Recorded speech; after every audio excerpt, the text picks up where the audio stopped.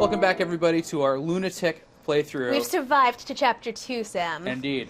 My name is Sam Claiborne. I'm here at IGN with Audrey, our resident Lunatic expert, and we're going to be playing a very big chapter. Yeah, this one is where it gets really difficult. There's a bottleneck in the middle of this map, and you have a lot of people, but you still can't use them. You still have to use Frederick, because until Chapter 5, Frederick's your man. Yeah, until you can grind on that DLC, you gotta rely on Frederick. Don't be ashamed to. And even in this one, even relying on Frederick, there are so many people on this map. There's a lot of opportunity to die with him. So be patient. Crucial move here. Yeah, crucial move. Give your elixir from Virion to Move Virion Frederick. next to Frederick, give him the elixir, and then pair him up with Crom. That is the only way.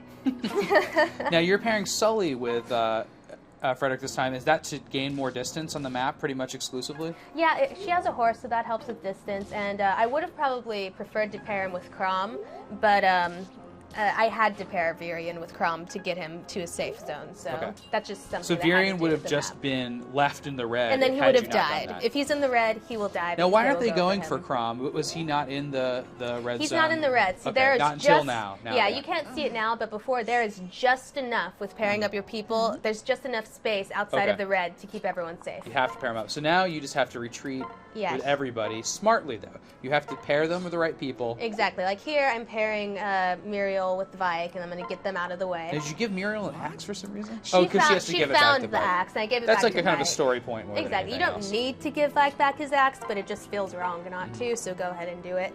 Here, get your avatar out of the way. It's too bad, because she could be useful on enemies, but she's just not too in here. And then here, Crom can't get out of the way, but he can luckily, if you're lucky, if they don't get a critical, he can survive one hit, so he'll be okay. But they will go for him. They will go for him. So get him at it. Put him right in that corner. If you put him anywhere else, they'll be able to get two people will be able to attack him, and then he'll die. And you have your my unit there to back him up just in case too. Exactly. She's on the next right next to him, over. so he should be fine.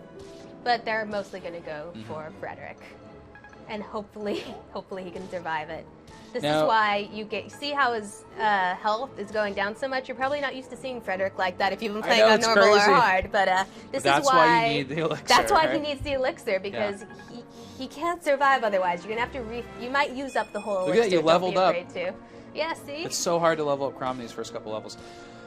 So at this point, Frederick's almost dead. His silver lance broke. Silver lance broke. I can't believe that. It's You've already fought gone. that many enemies. Yeah. That's because he hits multiple times. Exactly. You're using him to clear the board. So luckily you got a shock stick on the last level. Yeah. Or If you the were first watching, level, if you were watching the other two commentaries of our Lunatic mode playthrough, I was lucky enough to get. Otherwise, a shock I guess stick. you just have to use that bronze sword at this point. Yeah, I got a shock stick in the first prologue, so I sort of knew that I could rely more on the silver stick. But Frederick otherwise, could be rendered weaponless by this point, which is a scary idea. Yeah. Otherwise, like, what would you do? You can use his bronze sword. Can you get any other weapons to Frederick? I guess you can get Vike's axe. If you have to, you can give Sully's lance to him, but then you can't really have her back him up, so it's not preferable. But if you have to, if you don't get an extra item, if you somehow can't get your bronze sword from your avatar to Frederick, then that's your backup. That's all you can do.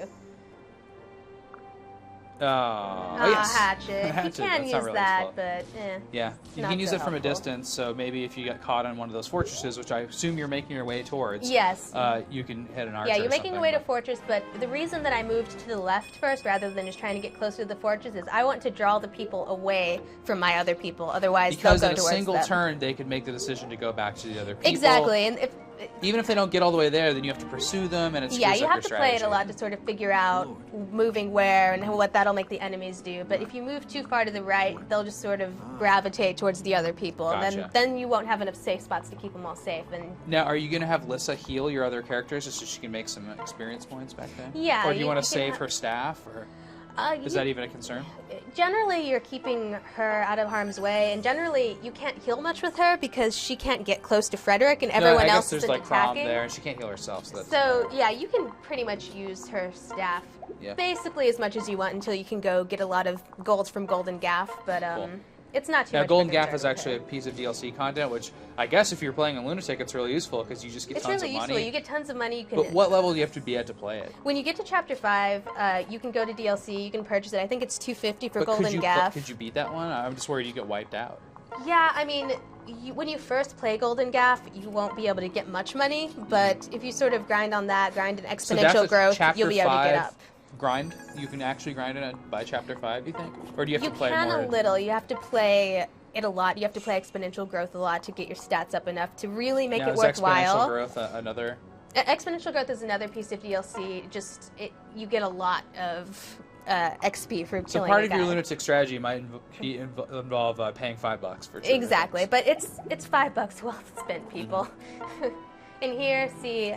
Now you've moved ahead so far now. You're going to put yourself. We just passed it, but what I did is I moved to the bridge. I moved to the right spot on the bridge. If you move there, even though you're in the red, the guys won't come forward. Yeah, so it gave you a chance to heal. You move there, and then you're within range of moving to that safe spot there. Okay. Once you move there, you'll heal to every turn.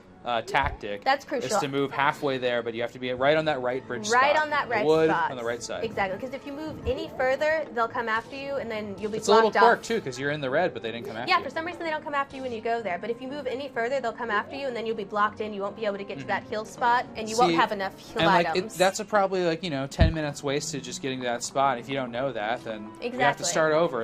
It's trial and error. So these videos, we hope, will help you out. Yeah.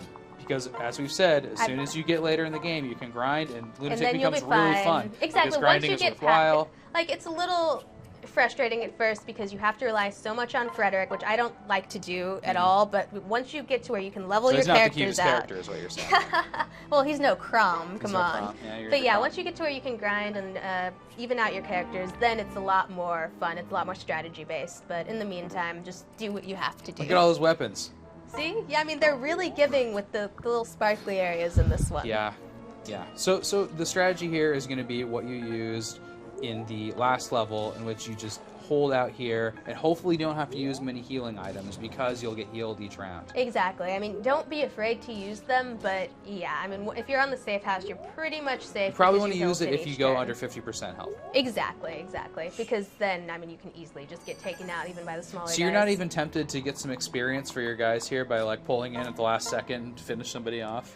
What I do is I sort of creep them close enough that if I need to get them in or I see an opening to get them in, I can. But most of the time here, honestly, you're not going to have that opening. And since you're going to be able to grind on later DLC or on later levels, just survive. If you put them in the red and you've been battling for 10 minutes and then they die because you were trying to get a little bit of experience, you're going to be so angry. Now, Frederick's leveled up enough almost now that you can probably put him in danger a lot more confidently. Those first two combat situations were pretty rough. Now he's Luna, which is really good. Yeah. That lets him, I think, strike once again at the end of his round. If it activates, you can, yeah.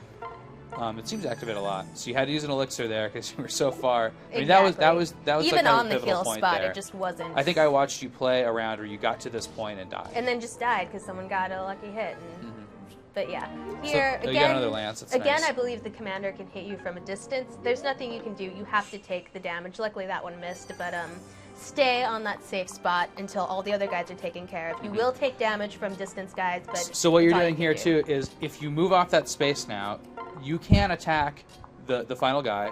But if you screw up and it looks like he's going to kill you, you can move in with Crom. You can move in with your other people, with I guess your my unit, and hopefully take them out. Exactly. So here, use whatever item is going to take out the most damage for this guy. Yeah, I didn't notice what he had equipped. I think it's the sword here that actually gets him down to half, and if you get him down to half, then if you're lucky enough, you can just take him out in the next turn. Cool.